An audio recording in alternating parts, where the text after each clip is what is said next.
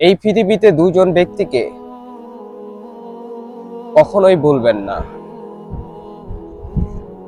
এক আপনার বাবা, তিনি একমাত্র ব্যক্তি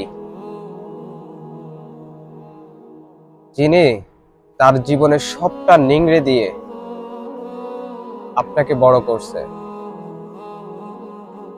তিনি চান আপনি তার থেকেও বড় হন, আপনি তার থেকেও ভালো কিছু করেন। আর দ্বিতীয় আপনার মা, তিনি আপনার কষ্টের মুহূর্তগুলো সব সময় আপনার পাশে ছিল। অতএব এই দুজন ব্যক্তিকে কখনোই বলবেন না, কখনোই না।